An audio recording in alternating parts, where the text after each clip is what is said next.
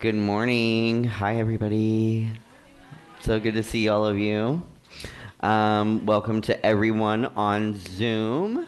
And I want to say a big thank you to our AV team and our coffee and snacks out front for us. Today's meeting is going to be recorded and it's going to be available on our website for the general public. I want to express that HGP believes strongly in the freedom of speech, but I must state that the views expressed by myself, our presenters today, and the members and guests here are not the official views of the Humanists of Greater Portland. Humanism is a non-theistic philosophy informed by science, inspired by art, and motivated by compassion. Humanists strive to lead meaningful and ethical lives. We use reason and empathy to guide our decisions and our actions. We strive to live meaningful lives because we honor the fact that this is the only life of which we are certain. As a humanist, we affirm the dignity and worth of all people. We do this not only to acknowledge all that humans have accomplished in the arts, sciences, and humanities, but also simply for the possibility for peace and well-being when people cooperate and interact with respect for one another. So we have I guess we're gonna just get going. We have a really wonderful program today. We've got a lot of wonderful young people here it's very inspiring to me, even as a young person myself. I like to see younger people than me getting out and living by humanist values. So today we have Dr. Amanda Feller, who is the chair of the HGP Scholarship Committee. Dr. Feller will be introducing each one of the three Dell Allen Memorial Scholarship winners, and then after they have each person has spoken, I'll moderate everybody through some questions for that person, and then once we've done all three, we'll do a general question and answer at the end as well. Okay, so Amanda, go ahead. So I am doing the reading today as well, and on the theme of education and vocation. I chose two pieces, short, to read. One is from Frederick Buechner, who some of you may know. He's a theologian, philosopher, very prolific writer. And the other piece is from Mary Oliver. I think of her as a philosopher as well. She is a well-known poet, and I had the pleasure of meeting her back in 2008. Both of these people were introduced to me, their literature was introduced to me in my work in pedagogy. And really, how does vocation speak to me in the work that I do as an undergraduate professor and mentor, and how does it inform the work I do with students? And so vocation, when I'm using that term, I don't mean job training. I mean it in the classical sense of what you're called to do. And I think that both of these pieces offer us some provocative questions, regardless of where we are in our lives, but especially for our young essay writers and winners. So first, I'm going to read Frederick Buechner's excerpt from Wishful Thinking. This was a book he wrote in 1973. I am paraphrasing a little bit, with the exception, of course, he uses the word God. He used that term very fluidly, but of course, as a minister, he used that term a lot. So I did not substitute that word. Vocation comes from the Latin vocare, to call, and means the work a person is called to by God. There are all different kinds of voices calling you to all different kinds of work.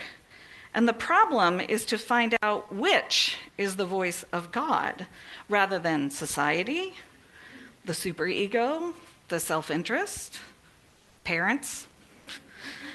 By and large, a good rule for finding out is this. The kind of work God calls you to is the kind of work that A, you need to do most, and that B, the world most needs you to do. If you really get a kick out of your work, you've presumably met requirement A. But if your work is writing TV deodorant commercials, the chances are you've missed requirement B. On the other hand, if your work is being a doctor in a leper colony, you probably have met requirement B. But if most of the time you're bored and depressed by it, the chances are you have not only bypassed A, but are not helping your patients much either. Vocation is the place where your deep gladness and the world's deepest need and hunger meet. And I've always found that very compelling. So the second piece is from Mary Oliver, The Summer Day, which was published a year ago in the HGP newsletter. And I do warn you, I may choke up at the end because I find this piece so moving. The Summer Day by Mary Oliver. Who made the world? Who made the swan and the black bear? Who made the grasshopper? This grasshopper, I mean. The one who has flung herself out of the grass, the one who is eating sugar out of my hand, who is moving her jaws back and forth rather than up and down, who is gazing around with her enormous and complicated eyes. Now she lifts her pale forearms and thoroughly washes her face. Now she snaps her wings open and floats away. I don't know exactly what a prayer is. I do know how to pay attention, how to fall down into the grass, how to kneel down in the grass, how to be idle and blessed, how to stroll through the fields, which is what I have been doing all day. Tell me, what else should I have done? Doesn't everything die at last and too soon? Tell me what it is you plan to do with your one wild and precious life.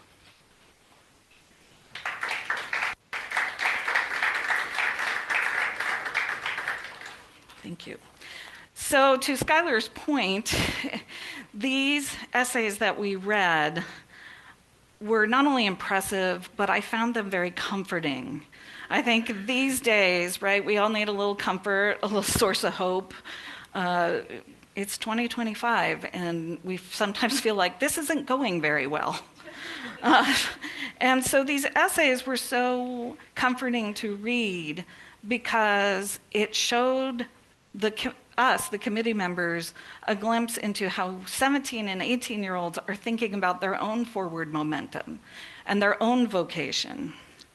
And so I hope that you hear some of that, as well as Buechner's and Oliver's words in the essays they share. But before that, I want to do just a quick overview on the scholarship. So the committee, Sue Pearce and I co-chaired, and then Dave DiNucci, Pete Barquette, and John Peters, the five of us really had this, for the last 2 years, have had this incredibly collaborative process, and it's been a delight to work together as a team. And so I just really want to thank them. And Kathy Humble was really instrumental in handing off a lot of documents to us when we picked this up in late 2023.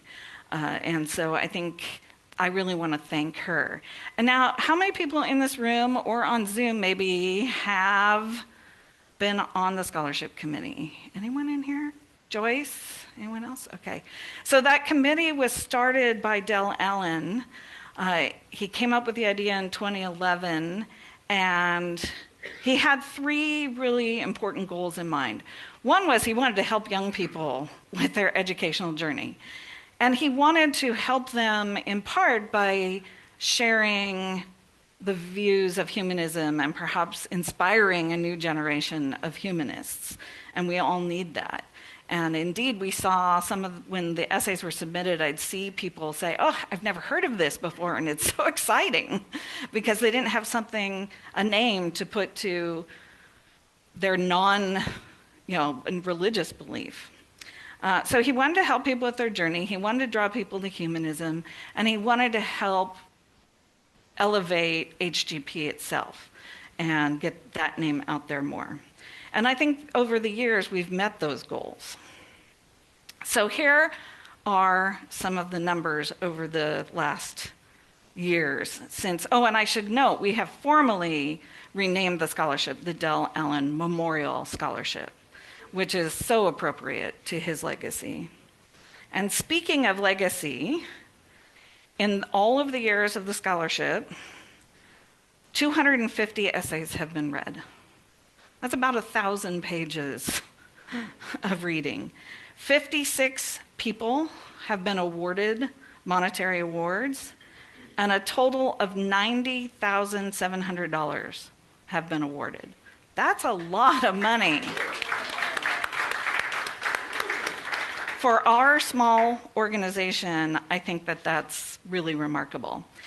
And so you know what the next point I'm going to make is the pitch.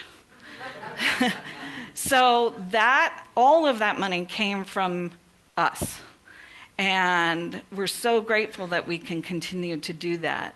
And we do need to continue to do that work. We know university is only getting more and more expensive relative to income. And so it's just getting a harder and harder mountain to climb. So however you give money to HGP, you can designate your membership funds to go to the scholarship fund. You can give an additional funds to it. However you give to humanists, think about giving some of that to the scholarship fund. We have many causes that we support, and I think this one is especially important. Okay, so we had 27 essays this year from 4 counties. And I think the committee would agree that's about the threshold we can handle. I think one year they had 38. And that would have been a really daunting task for 5 people. So we'll see how it goes next year. So we had 3 winners this year. Dakota Mears, who had first place. She responded to the essay prompt, how might humanism as a philosophy help you navigate a personal challenge in your life? Second place went to Shahzad Khosravi. How can the application of humanism serve a particular field or organization, such as your career interests? And he has pre-recorded his essay, but I think with Dave's help, will be on the phone for Q&A. So we'll see how it goes. And then our third place is Abigail La Brie. And she wrote on the prompt that's on everyone's mind these days, I think, is there a threat from religious fundamentalism to U.S. democracy and U.S. governance? How does humanism respond to those threats? So with that, we will start with Abigail, a little bit about her. Abigail. She graduated from Sunset High School and will be attending the University of San Diego to study business and marketing. And a big mentor in her life has been her high school choir teacher, Christopher Rust. Is he watching? You don't know. She's known him since she was 8. So that's a very long mentorship. From that early age, she says, he inspired me to keep singing as I got older, and once I got into high school, he became my rock. He has seen me at my lowest and my greatest. He has even pushed me to do this scholarship. He is one of the greatest people I have had the pleasure of meeting.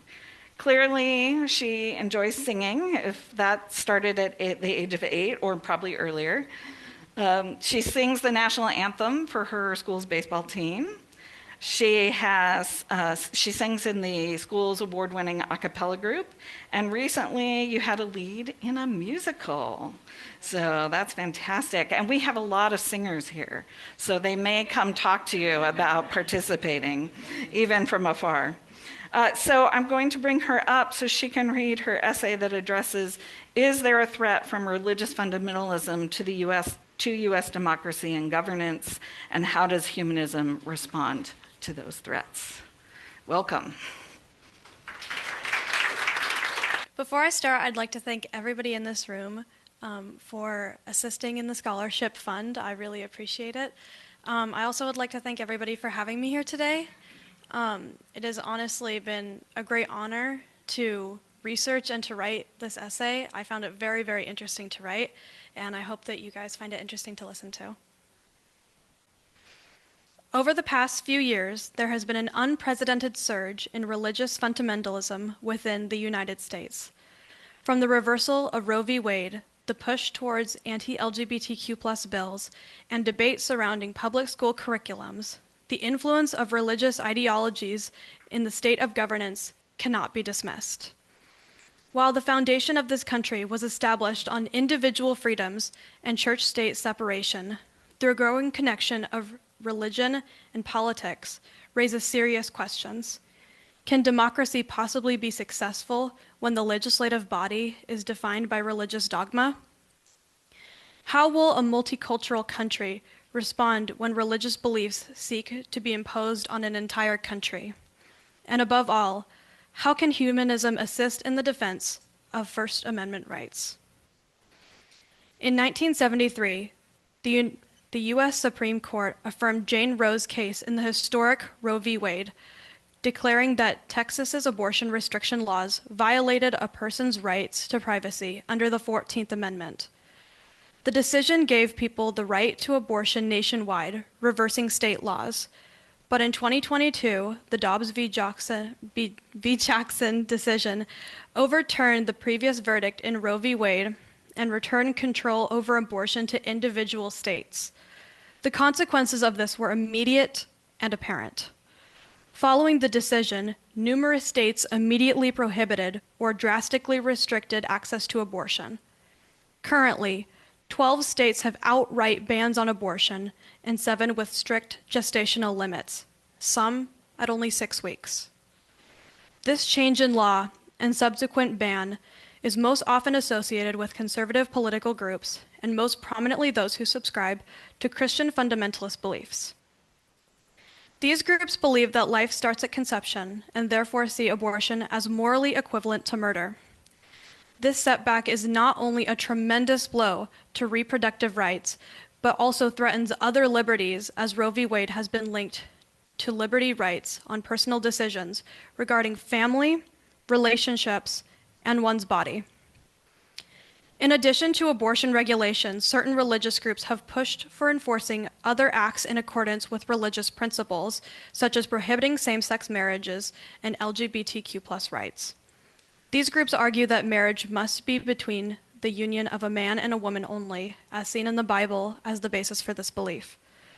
Even after the Supreme Court judgment in Obergefell v. Hodges in 2015, legalizing gay marriage throughout the nation, in several states, many same-sex couples face difficulties in tying the knot. Additionally, these right-wing parties continue to stir up demands for religious exemption bills, which allow for discrimination against the LGBTQ+ community under the guise that they are simply exercising their constitutional right of freedom of religion. These legislations enable businesses, employers, and even healthcare facilities to deny people on the basis of sexual orientation or gender identity. These types of legislature deprive the civil rights of the LGBTQ+ community by violating equality, justice, and church-state separation. This type of lawmaking does not only affect adults in the United States. Children are not safe from the influence of religious fundamentalist teachings either. Throughout the nation, there is controversy over whether evolution or creationism should be taught in public schools. Some political movements and political figures who are fundamentalists advocate for the idea of a Christian nation and seek to erode democratic principles of pluralism and secular government. This begins in schools, where they believe creationism must be taught instead of, or at least alongside, evolution.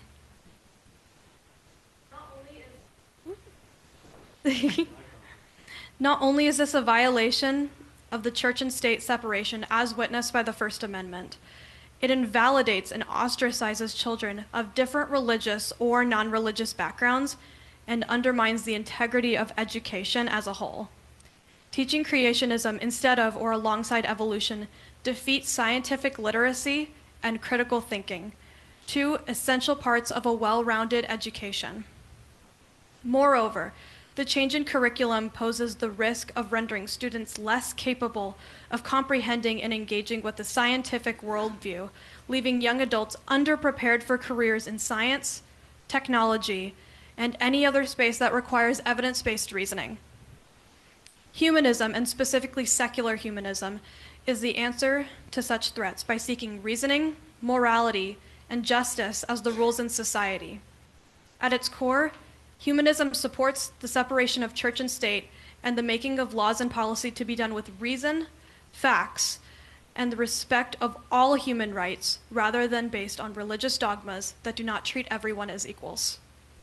Humanists subscribe to moral systems founded on compassion and the well-being of others, where compassion and equality are accorded more priority than the interpretations of sacred texts.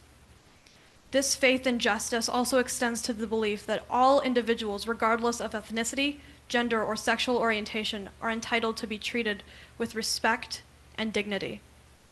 Finally, they support educational systems that are focused on critical thinking, questioning, and evidence-based reasoning. Through this strategy, secular humanism aims to empower future generations with the skills necessary to fight discrimination and oppose the emergence of fundamentalist policy.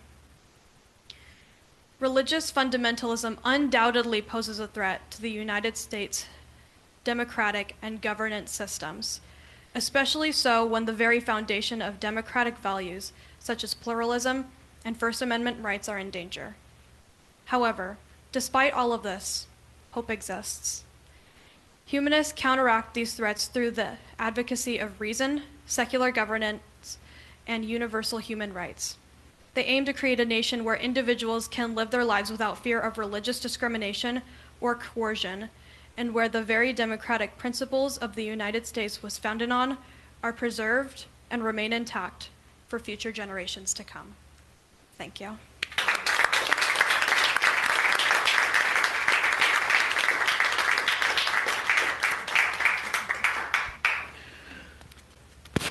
Okay, I think we're gonna do a little question and answer on this essay. Does anybody have any questions? Go ahead and raise your hand. Yes, go ahead. So I'm wondering if you have noticed talk in the corridors in school and between your friends, since there is such a division in the country. How do you see that at your school during school day? At my school specifically, we are an IB school, an international baccalaureate school. We have a much stronger influence of global impact and things of that nature.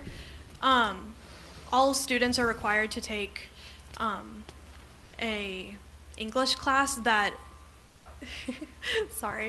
an English class that specifically looks into different cultures and different language. And so I think that, at least in my school, it's less of an issue because through our programs there is much less division and more everybody needs to understand and appreciate other cultures through language teachings or through exploring literature and art. Any single topic or issue that you could identify that you were relatively unaware of that you became intensely aware of as you did your research on this topic? Yeah, of course. I was very aware in the beginning of Roe v. Wade. That's kind of what started the whole essay. And what I wasn't as familiar with was trying to push the teaching of creationism in schools. Of course, I had heard, like, rumblings about it, but I didn't realize it was as widespread of an issue as it was, especially in elementary schools, which is such a formative time for children. And the more that I researched into it, the more that I found out that that was such a pressing issue, and I knew that it was important to add into the essay to just raise awareness of it.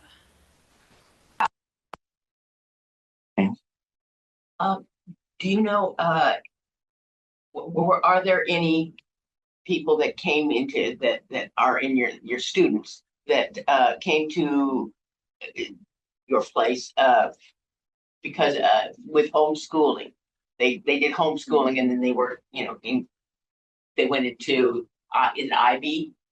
Not that I'm aware of. Homeschooling, not that I'm aware of. Most of the students in our school have gone through a pretty standard elementary, middle school to public high school. Do you think of other areas where we might also do some pushback? Obviously, humanism is a great starting point, but of course, just having these beliefs isn't enough. There needs to be political pushback.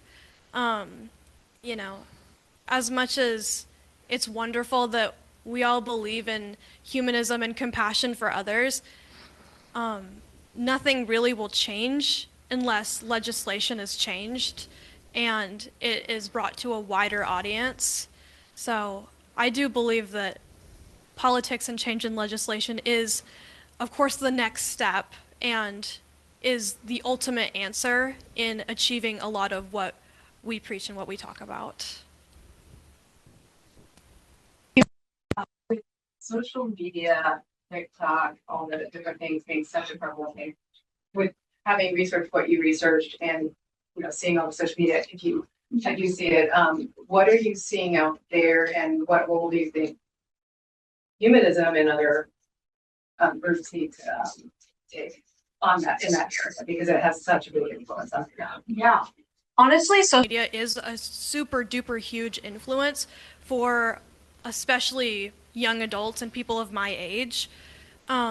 What I've seen a lot is a resurgence in traditional conservative values because there has been a lot of content creators pushing those beliefs, and that has become a much larger belief system as of late, in my school at least. So it is very important that that people are spreading their message on social media, especially as more and more people are using exclusively social media as their news outlet and as their role models. More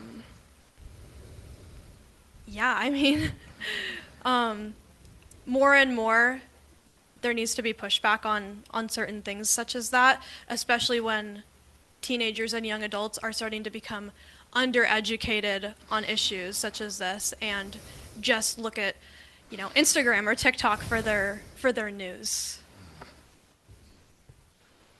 Anyone else? I have a question. You talked about how your school is open to having y'all learn about cultures, and it's what's helped you kind of see into more of these aspects of your essay. And I know that you're going on to San Diego, correct? Yes. For marketing.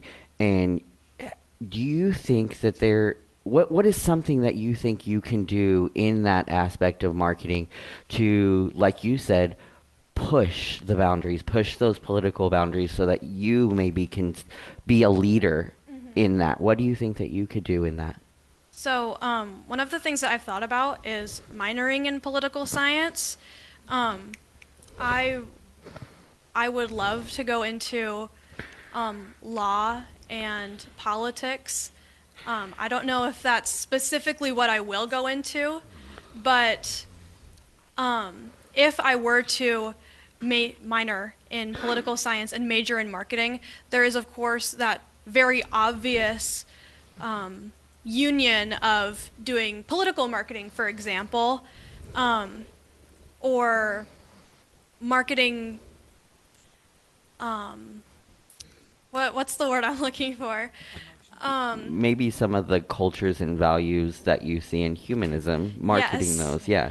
Yes. Yeah. I'm thinking of like foundations was what I was trying to think of. Yeah. Marketing those values through whether it's political campaigns or other campaigns is really, really important to me. Awesome. I love that. That's great. Oh, yeah. University? So I chose my school because it is a very, it's a small private school, and it has a very, very diverse student body, which was important to me. It does help that I got a pretty large scholarship to go there. Good for you. Good for you. But it's a beautiful campus. It's a beautiful location. They do share a lot of my same values of it is a Catholic university, but they are very, very open to other cultures, other belief systems, LGBTQ+. It's a very, very open and accepting community, which I really value. Perfect. Perfect. Al, did you have a question? Uh, are you, do you think you're prepared to go into a situation where you have to work cooperatively with people who have strong religious beliefs, and you're working next to them day by day, many hours a day, etc., and being able to be who you want to be, but yeah, and to be able to focus on tasks and get things done without interpersonal conflicts in some pressure type situations. Yeah, I would like to think so. Of course, like I said before, humanism does not base itself on any theology specifically, but rather is open to those who may have religious beliefs and may not have religious beliefs. I believe that as long as someone is willing to, treat others with compassion and with kindness, that is really the main principle that should matter, especially if it's in the workplace or in school. I don't believe that should trump, other issues and not be able to cooperate with those. Because at the end of the day, we live in a world where people will have different opinions than you. We live in a world where people will be different, and as long as we can treat each other with compassion and treat each other as kindly as we can muster, then that is really what is important. Awesome. Okay, I think that's our time on that one. Thank you, Abigail. You've got a good head on your shoulders, and good luck to you in your endeavors. So we'll check back in with Abigail to find out if her deep gladness in the world's great need is there. I think it is, but we'll find out. So our second place essayist also graduated from Sunset High School. I should point out we had 27 submissions. 9 of them were from Sunset. Wow. So they're doing something really well over at Sunset High School, I can just say. It was a very competitive, just that group. And our essayist Shahzad Khosravi graduated from Sunset, and he will be attending the University of California, Santa Barbara. And he's to study biochemistry on a pre-dental track.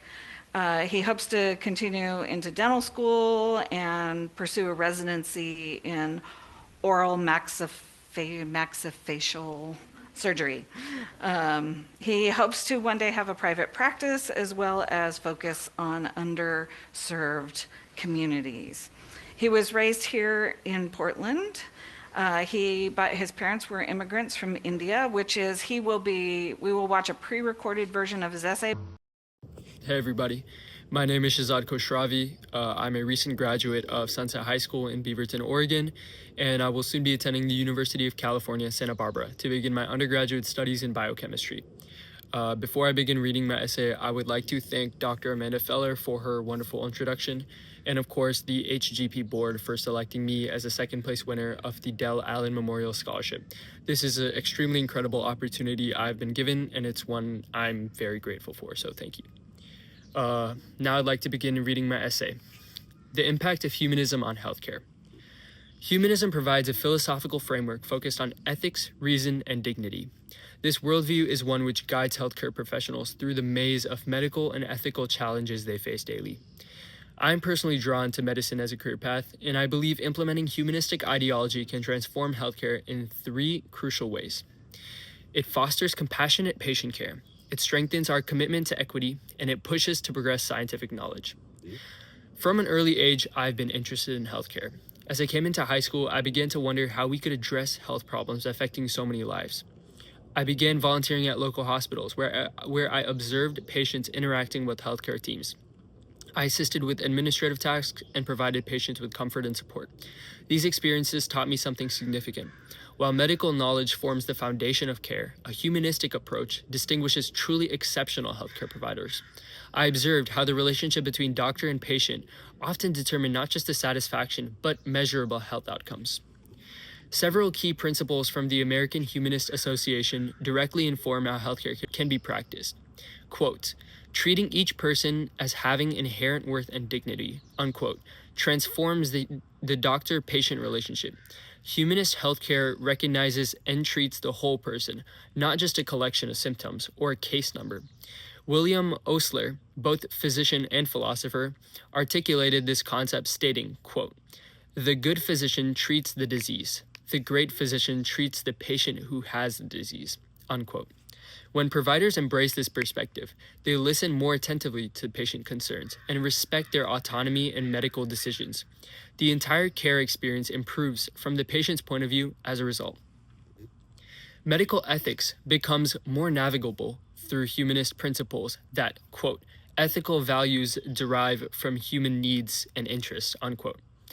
Healthcare decisions carry significant moral implications.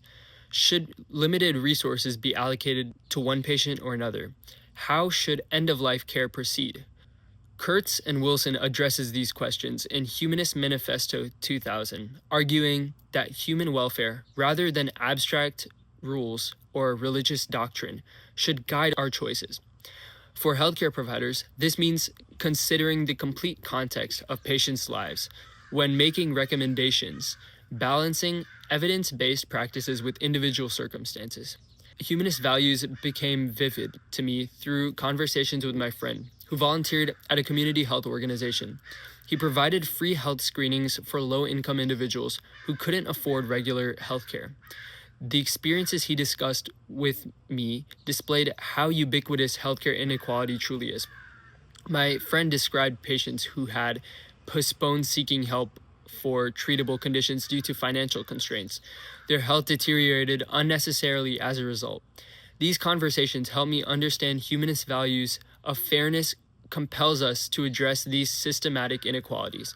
Paul Kurtz explains in Embracing the Power of Humanism that, quote, a humanist ethics emphasizes our common moral decencies and the need to develop fair social institutions, unquote. I realize that healthcare cannot be considered successful if it remains inaccessible to significant portions of society. The field truly needs a greater presence of humanist perspective. Science constitutes the foundation of humanism, making it especially valuable for healthcare. Humanists affirm that knowledge of the world is derived by observation, experimentation, and rational analysis. This principle aligns precisely with evidence-based medicine.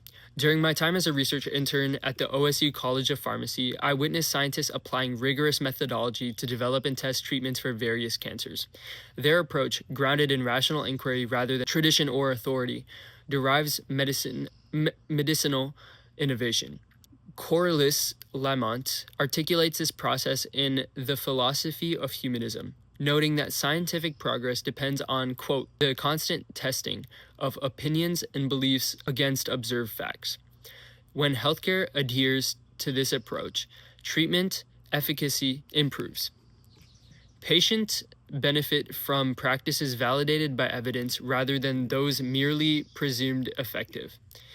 In conclusion, humanism has the potential to revolutionize healthcare by focusing on compassion, equity, and scientific rigor. By embracing its principles, healthcare providers can build stronger relationships with patients, create more ethical and fair systems, and advance medicine in ways that truly improve lives.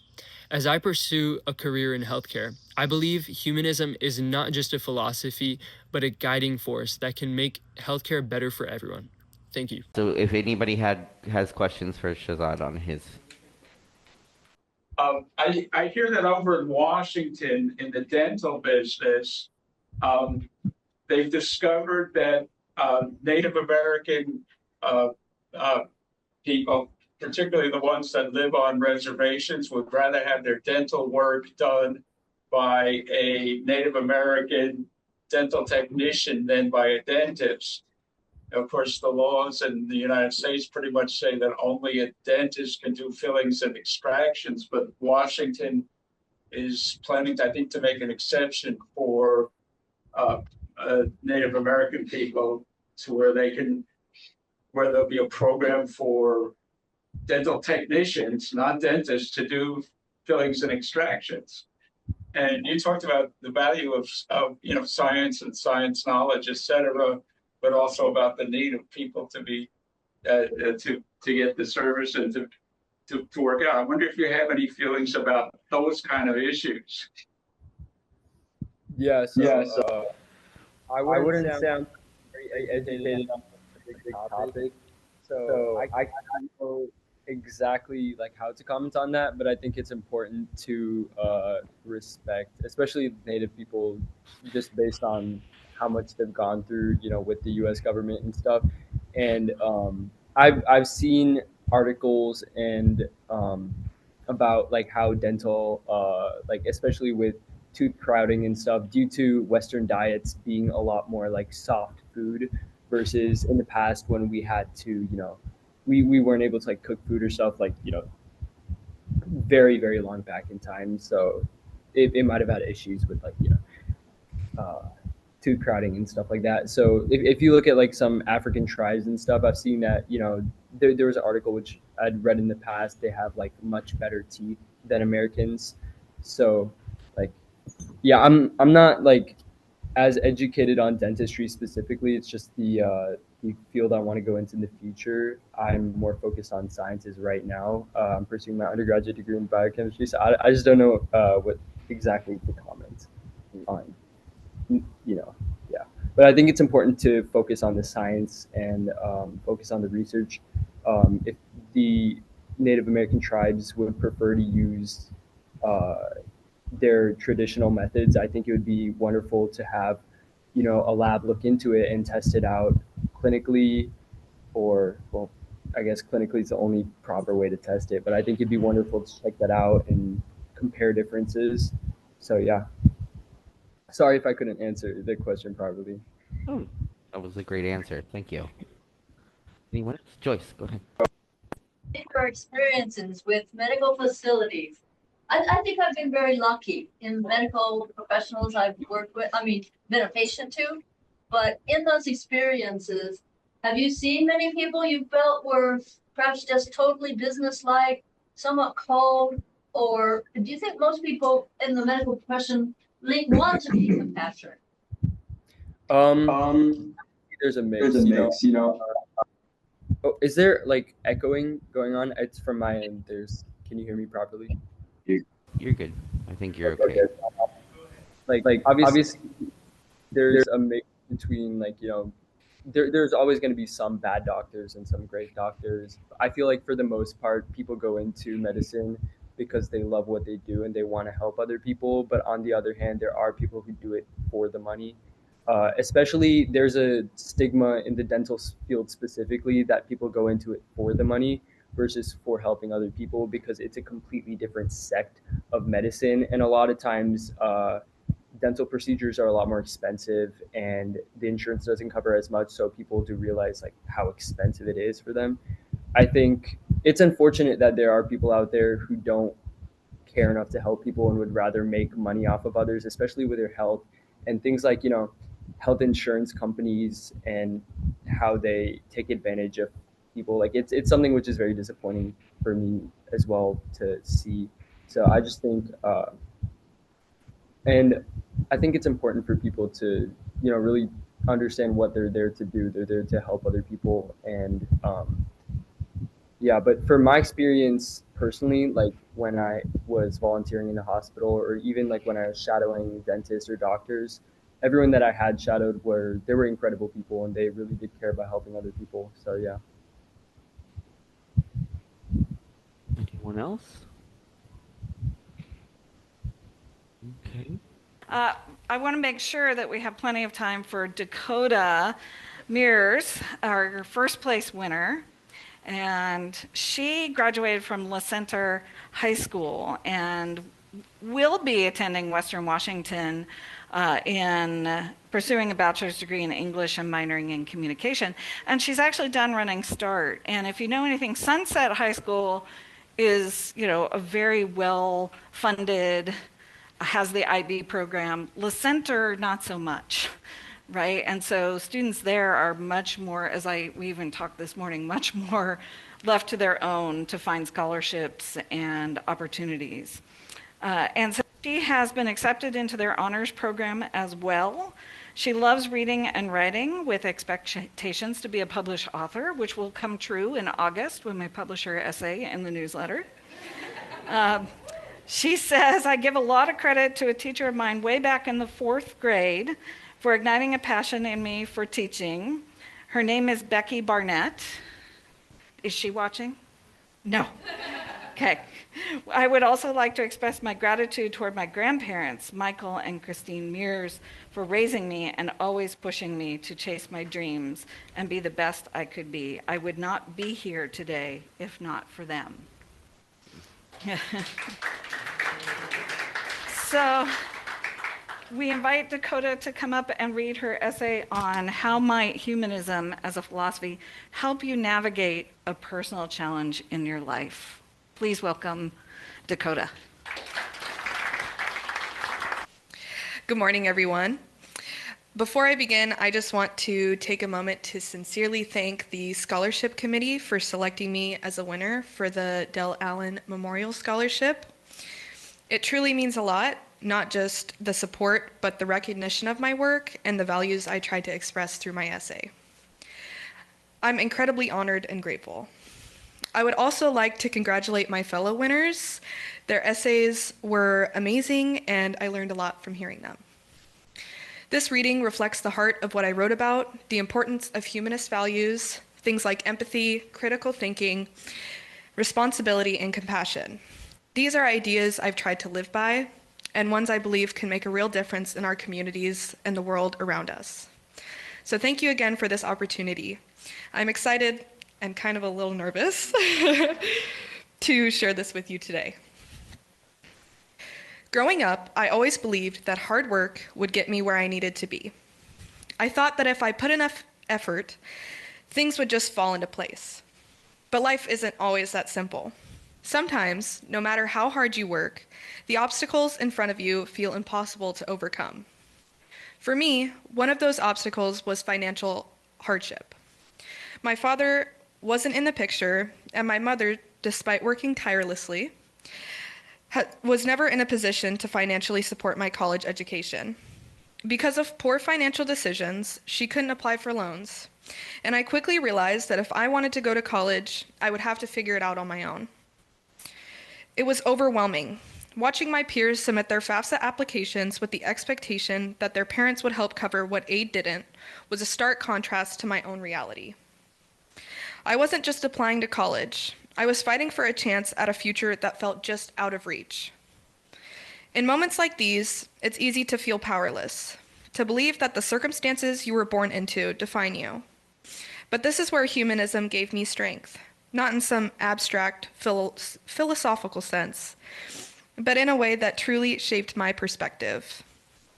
According to the humanist worldview, we are responsible for our own lives and the well-being of others, rather than relying on fate or supernatural intervention.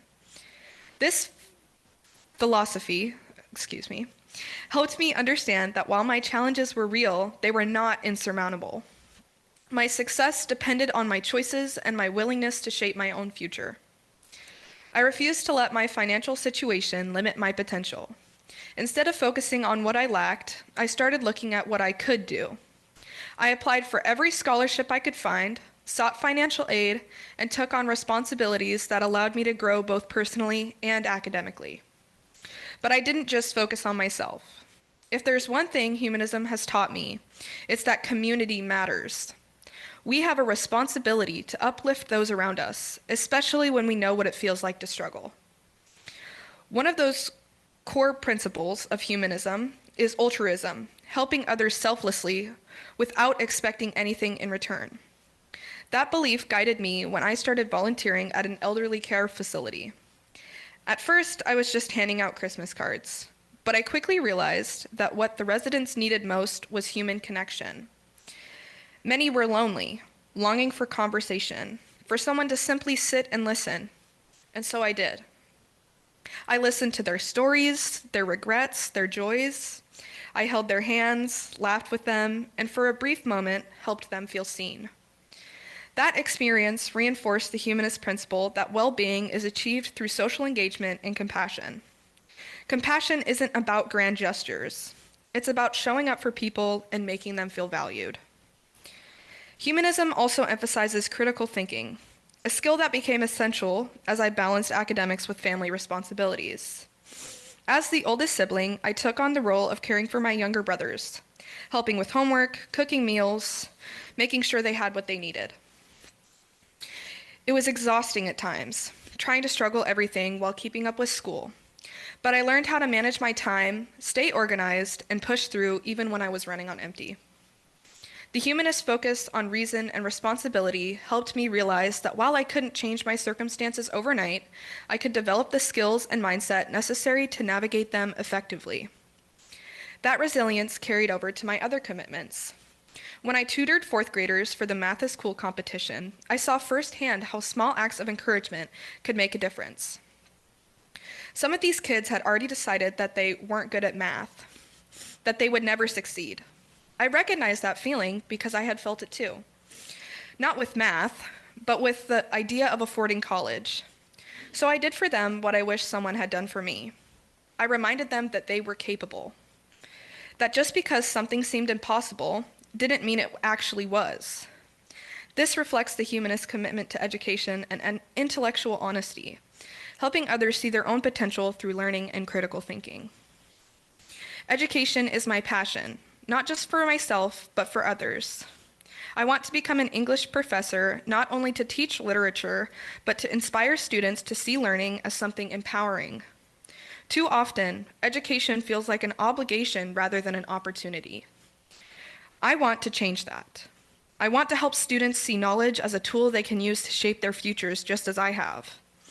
Humanism's emphasis on objective knowledge and intellectual honesty aligns with my belief that education should be a force for personal and societal growth. It teaches us not what to think, but how to think. This is what humanism means to me. It's not just about believing in yourself, it's about creating a world where others can believe in themselves too. It's about recognizing that life isn't always fair, but that doesn't mean we stop trying to make it better. Humanists believe in using reason and evidence to make informed decisions that contribute to individual and collective well-being. This belief shaped my approach to life, focusing not on what I cannot change, but on what I can.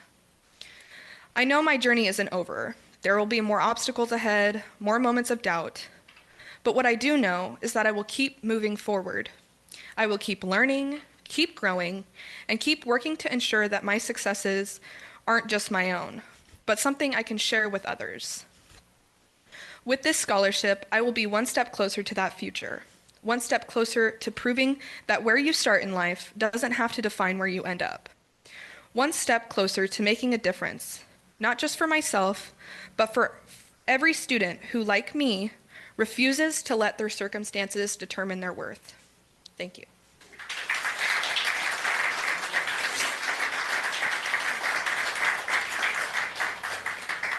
That was fantastic. Anybody have any questions for? But first of all, I think you're extraordinary. I am so impressed and I'm so inspired. Thank you. And you're a rock star. And I'm curious. So you have this ability to just the tenacity in you is it's amazing. It's a superpower. You have a superpower. Where did that come from? Do you know where did your superpower come from? Well, I'm a very independent individual, and so I kind of learned without having that parental kind of help and like influence through a lot that I kind of just had to do it on my own. And I've worked very, very hard, and it's been very, very fulfilling to see all of it starting to come together. So it's just I have a really strong drive, and I guess it's a motivation to just prove everybody wrong, to prove the people who weren't around, to prove the people who didn't bother to care that I can do it and I can help other people and make other people not feel the way that I had to. So. Yes. But it's paired with compassion. Yes, absolutely. So, there you go. Well, the best of luck to you. Thank you. Thank you so much for being here today. I'm curious, when did you first feel that way? How old were you? Well, to shout out my fourth grade teacher, I love her. She was such a huge, huge motivator for me. I mean, I saw in the way that she taught and the way that she connected with each of her students just how much she genuinely cared about other people that wasn't connected to a paycheck. She wasn't there to make money. She was there to help others and feel fulfilled in helping others. And I also had an amazing example in my grandparents, specifically my grandma. Don't cry. She has worked so hard to make sure that me and my brother were taken care of. And she has always worked hard to ensure that we felt loved and that we had everything that we needed. And so just from that example, I grew such a drive to not only help other people, but to show her that I could do it too. Love that. Anybody else? Any other questions out there?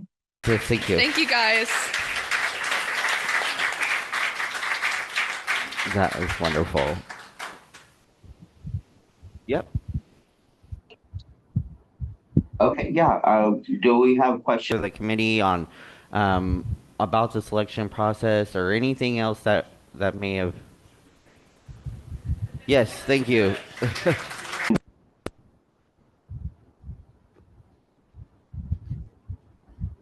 And thank you to all three of you. It's so inspiring to see y'all and your. I mean, y'all said so many great things. So it was wonderful. Yeah. So, yeah. Any other questions for the committee, for any of our essayists? Anything else? This year we gave 4 prompt options. So you heard one of each, Right. and the fourth one was a more global question about oligarchy and so forth. And how many on each? I did tally them, but in terms of how each student addressed those 4 prompts, it was really diverse. But we did have a lot on health. We have a lot on technology. in the deeper dive. Dave, How would you respond? Yeah, I think there were one or two that got fewer than some of the others, but yeah, there was a good spread and lots of different angles coming in to these questions. Del Ellen, the first year, had one prompt, and it's worth thinking about, which is what draws you to humanism? That was the prompt. And I think it was really centered the whole enterprise of this scholarship. Do you find it challenging? I'm sorry. Could you move up to the campus? So You want me to? Sure. And maybe even turn your mic on. I ditched the mic. Oh, okay. You can turn this one down if you want. Okay. Jeff? Yes, do you think we could ever have some reports of people who receive scholarships after or who receive scholarships but have since graduated from college? I am working on what I am calling our alumni database. I'm trying to track down all of our previous winners.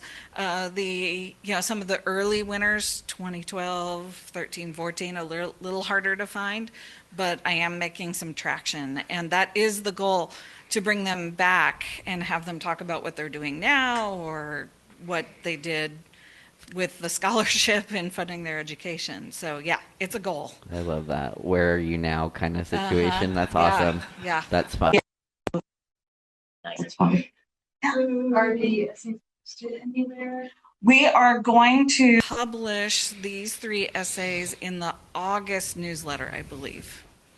That's the plan. So, and I know there's the communication committee is working on some of the redesign of potential of what website channels and so forth. So there may be something there, but right now it'll be in the newsletter. Yeah. Yes.